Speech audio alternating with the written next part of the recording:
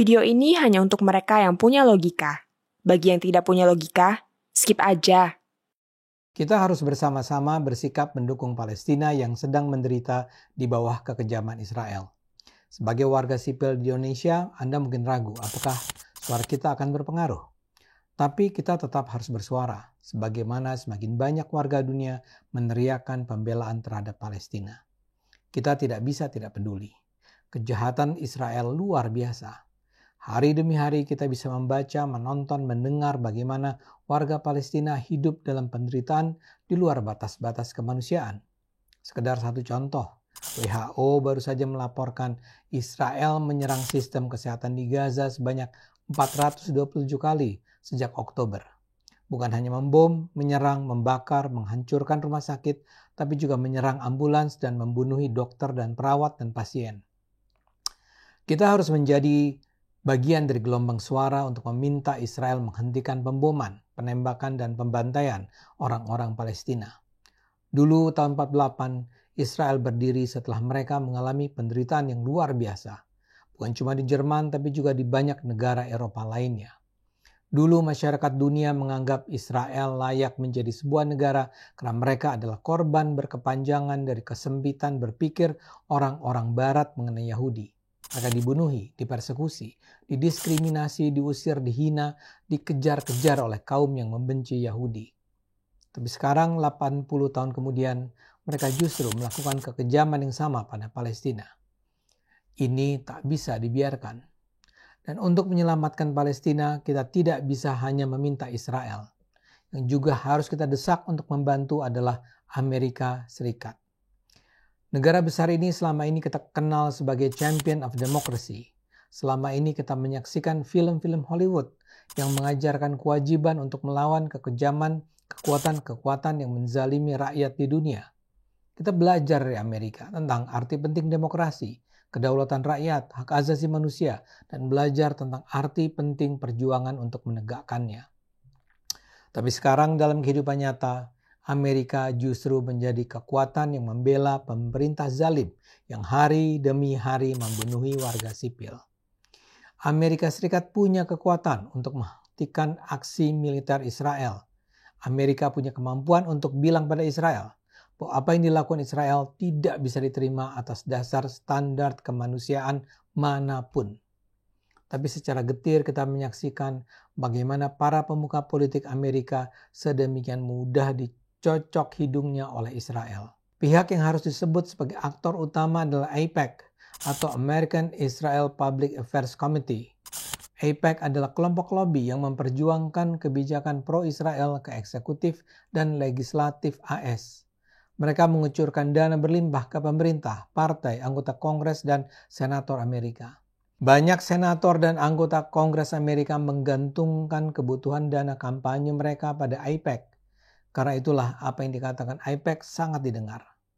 Sebagai contoh, di Amerika baru saja lahir upaya untuk menggolkan Israel Security Assistance Support Act untuk mencabut kekuasaan Presiden Amerika Joe Biden menghentikan pengiriman senjata ke Israel.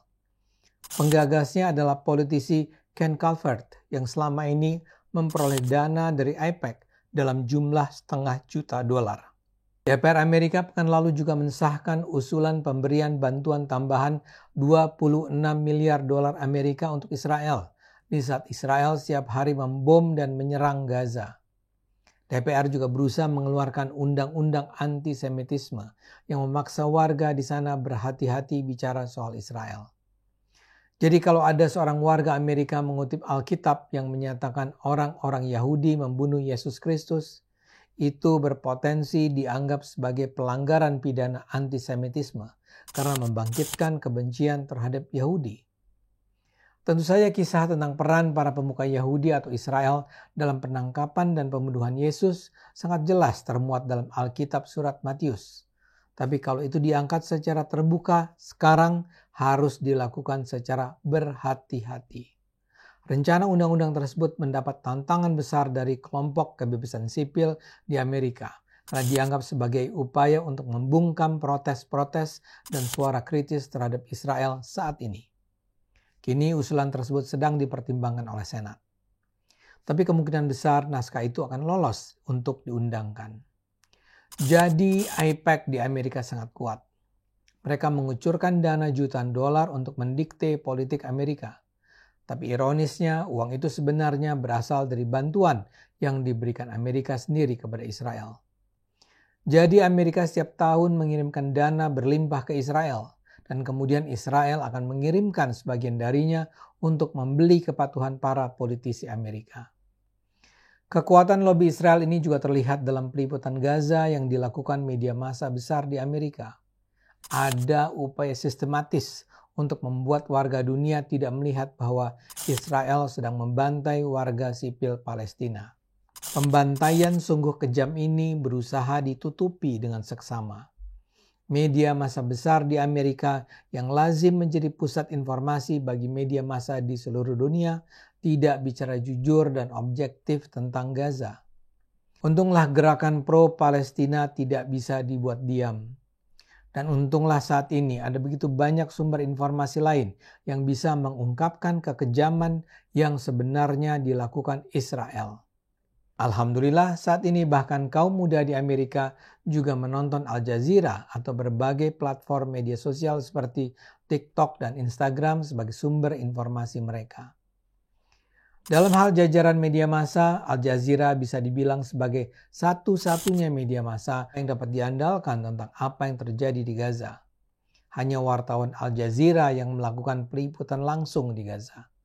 Mereka lah yang mengirimkan gambar dan video tentang kekejaman Israel tanpa disensor atau dispin atau diframe sesuai kepentingan Israel seperti di media raksasa lainnya di Amerika Serikat. Gerakan masyarakat sipil untuk membela Palestina juga terus berkembang. Bahkan semakin banyak anak-anak muda keturunan Yahudi di Amerika yang berdiri di garis terdepan melawan Israel.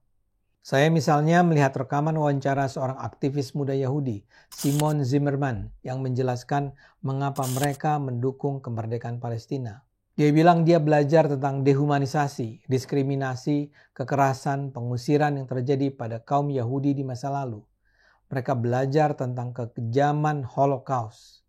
Dan sekarang ketika mereka menyaksikan pelaporan tentang kekejaman pemerintah Israel terhadap Palestina, mereka melihat tragedi Holocaust terjadi pada Palestina. Karena itulah mereka memutuskan untuk mendukung kemerdekaan Palestina. Di video yang lain tampil seorang rabi Yahudi, Elhanan Beck, yang dengan tegas menyatakan pemerintah Israel hanya membawa banjir darah. Mereka hanya membawa malapetaka, kata si Rabbi.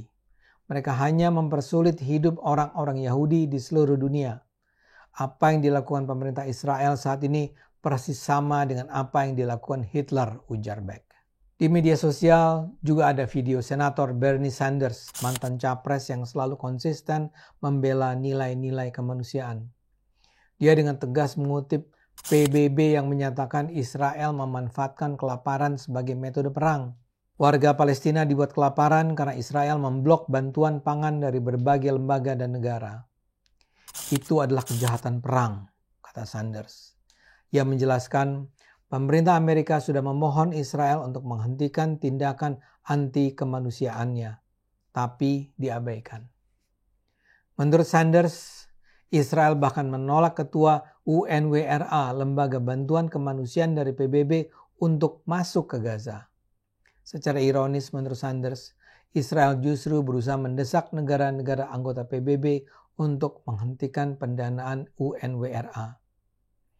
Israel memang sengaja menjadikan puluhan ribu warga Palestina kelaparan. Perdana Menteri Israel Benjamin Netanyahu, kata Sanders, adalah teroris. Atau ada pula pernyataan Jeffrey Sachs, Direktur UNSDSN atau Jaringan Solusi Keberlanjutan Pembangunan. Dengan keras, Sachs menyatakan Amerika terlibat dalam kekejaman perang yang dilakukan Israel karena mereka memberi amunisi bagi Israel setiap hari. Sachs bahkan meminta Dewan Keamanan PBB untuk setiap hari mengeluarkan resolusi untuk menghentikan invasi Israel. Resolusi semacam itu tentu akan diveto Amerika. Tapi Amerika akan sendirian memvetonya. Dan itu akan membuka mata dunia tentang betapa terisolasinya Amerika dari negara-negara lain. Saya rasa secara tak terelakkan saat ini semakin banyak warga dunia bersuara untuk membela Palestina. Karena itu saya mengajak Anda semua untuk juga bersuara.